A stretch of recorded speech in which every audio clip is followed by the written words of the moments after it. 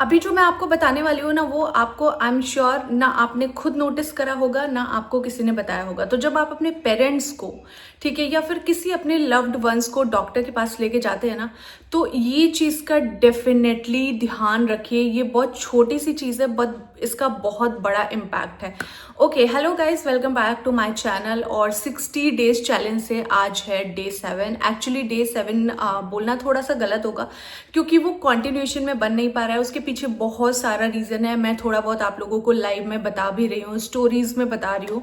सो बहुत सारी चीज़ें चल रही है। सो डे 7 की जगह हम ब्लॉग 7 बोल सकते हैं, बट ठीक है, it is what it is. I am trying my best to put things forward for you. Actually क्या है, बहुत सारे लोग मेरे से पूछ रहे थे कि अबाउट माई मॉम हेल्थ। तो अभी के लिए guys, she is fine, she is okay. मुझे नहीं पता ये ब्लॉग मैं अभी कब अपलोड करने वाली हूँ, बट मैं उनको येस्टरडे लेके गई थी डॉक्टर के पास।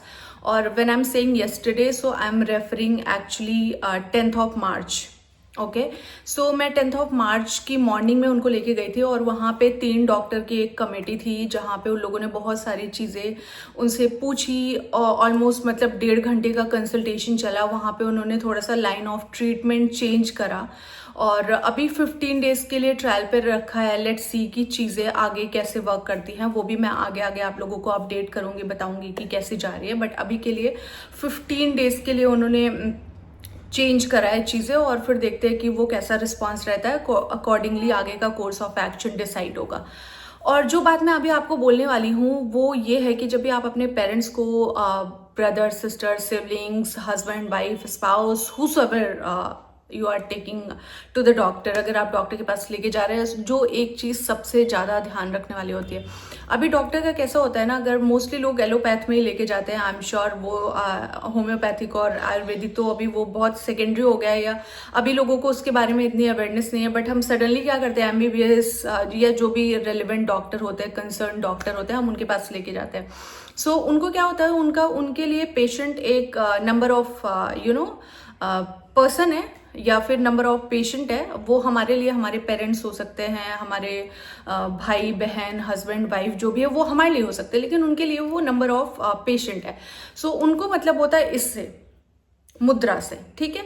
तो वो कैसा बोलते हैं, वो ट्राई करते हैं आपको मैनिपुलेट करने का। मैं सबकी बात नहीं कर रही हूँ, लेकिन मेजरली अभी मेरा तो एक्सपीरियंस एटलीस्ट यही है कि उनको मतलब होता है पैसे से, तो वो जो भी चीज़ें होती है अपफ्रंट बोल देते हैं और आपको ट्राई करते हैं आपको डराने का, या फिर जैसे वो ट्रीटमेंट बताते हैं जिससे कि पैसे ज़्यादा आ सके, ठीक है।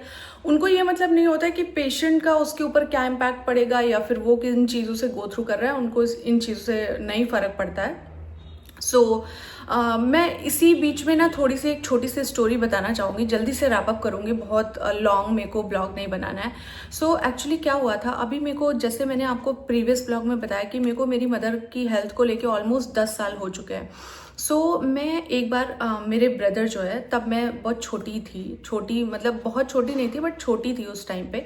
सो मेरे ब्रदर उनको लेके गए थे नागपुर। अब वो बहुत रिनॉन्ड हॉस्पिटल था, मैं अभी नाम नहीं ले रही हूँ बट मैं नाम लेके भी बताऊंगी कभी आपको।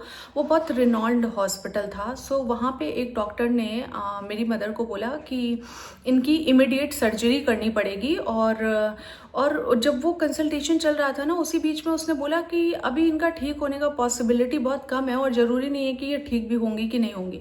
ये चीज़ उस डॉक्टर ने, उस घटिया डॉक्टर ने मेरी मम्मी के सामने बोल दी।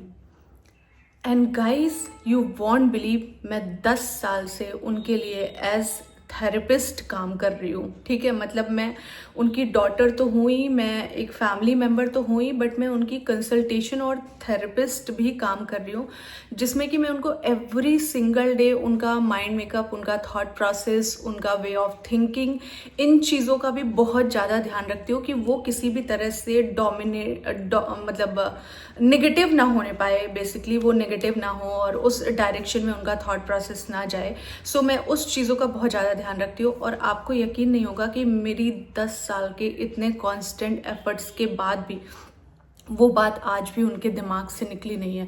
तो ये मतलब मैं आपको बेसिकली, मेरे को ये स्टोरी बताने का ये मोटिव था कि आप समझिए कि वो जो डॉक्टर था उसने एक स्टेटमेंट बोल दी, ठीक है। वो बोली किस रीज़न से बोली, क्योंकि उसको ऑपरेट करने के लिए मतलब अग्री करना था हम लोगों को कि ठीक है आप ऑपरेशन करा लो, उसमें अच्छे खासे मोटे पैसे आने थे।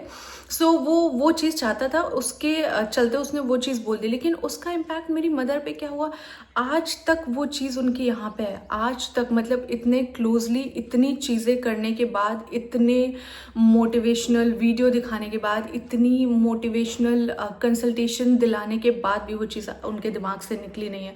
हो सकता है मैं उसको 90% तक कम करने में मतलब हो सकता है कि मैं कैपेबल रही हूँ या मैं एबल रही हूँ, बट 100% वो उनके दिमाग से अभी भी नहीं निकल पाई है। तो इतना ज़्यादा इम्पैक्ट होता है। उसके बाद जब मेरे को थोड़ी सी समझ आई इन चीज़ों की ना, तो मैंने क्या करना है स्टार्ट करा। अब मैं आपको बताने वाली हूँ कि एक्चुअली आपको भी क्या करना है। तो मैंने क्या करना है स्टार्ट करा, जब भी मैं किसी डॉक्टर के पास जाती थी या मेरी कोई कंसल्टेशन होती है या फिर अपॉइंटमेंट होती है जहाँ पे मेरे को लेके जाना होता, मैं डॉक्टर से, मम्मी को डॉक्टर के सामने ले जाने से पहले ही उसको ये बात बोल देती हूँ कि अगर तुझे कुछ भी नेगेटिव बोलना है तो तू, अगर मैं हूँ, मेरा भाई है या फिर कोई भी है, तू हमको बताएगा वो चीज़ें, तू मेरी मदर के सामने नहीं बोलेगा, तू पेशेंट के सामने ये बात नहीं बोलेगा। मैं मतलब ऐसे नहीं बोलती हूँ, मैं रिक्वेस्ट करके पोलाइटली बोल देती हूँ कि भाई ठीक है इस बात को समझ और उनके सामने मत बोलो। और फॉर्चुनेटली मेरे को ऐसे लगता है कि 99% या फिर डॉक्टर इस बात को समझ जाते हैं। सो मैं इस चीज़ से अभी उसके बाद मैं इतने सारे कंसल्टेशन हुए हैं उनके, इतनी जगहों पे लेके गई है, बट मैंने उनको बहुत हद तक वो नेगेटिविटी से, वो नेगेटिव थॉट प्रोसेस से मैं उनको प्रिवेंट करने में मतलब मैं सक्षम रही हूँ, फॉर्चुनेटली, हाँ, due to my little bit wisdom आप बोल सकते हैं।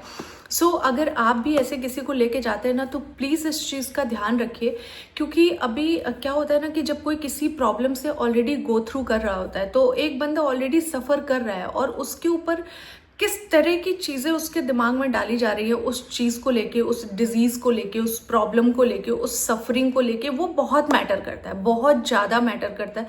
लिटरली उसका इम्पैक्ट इतना डीप हो सकता है ना कई बार कि यू कांट इवन इमेजिन। वो वही बंदा समझ सकता है जिसको मतलब जो सफ़र कर रहा है एक्चुअली में। सो अगर आप भी लेके जाते हैं, सो ये मेरी रिक्वेस्ट है कि आप डॉक्टर को पहले ही बात कर ले, उनको पहले ही इस बारे में अवेयर कर दे कि नहीं अगर ऐसा कुछ है तो प्लीज़ आप पेशेंट के सामने मत बोलिए। आप जो भी उनके अटेंडर हैं या फिर जो भी उनके साथ है उनको ये चीज़ बता दीजिए। दैट्स रियली फार बेटर, क्योंकि उससे क्या होता है कि बंदा जो होता है वो भी थोड़ा मोटिवेटेड रहता है और उसको भी लगता है कि ठीक है चलो, अगर बड़ी बात नहीं है तब तो कोई बात नहीं, लेकिन अगर कोई ऐसी कंसर्निंग चीज़ है भी तभी भी उसको लगता है कि ठीक है इट्स ओके, हम डॉक्टर के पास आए हैं, डॉक्टर ठीक कर देगा, ठीक, ऐसी कोई बड़ी बात नहीं है। सो ये छोटी छोटी चीज़ों का बहुत बड़ा इम्पैक्ट होता है। So just be careful about your loved ones as well. And I am sure आपको ये बात जान के बहुत अच्छा लगा होगा। And with that do like, share and subscribe my YouTube channel, so that मैं आप लोगों के लिए ऐसी ही बहुत सारी अच्छी अच्छी चीज़ें शेयर करती रहूँ। एंड मुझे आपका सपोर्ट बहुत ज़्यादा रिक्वायर्ड है, so that I can get my channel monetize. you know that's I'm doing for my mother treatment help. Or yeah, that's it. I will see you in my next vlog. Stay happy, stay healthy. Bye bye, see you soon. Okay.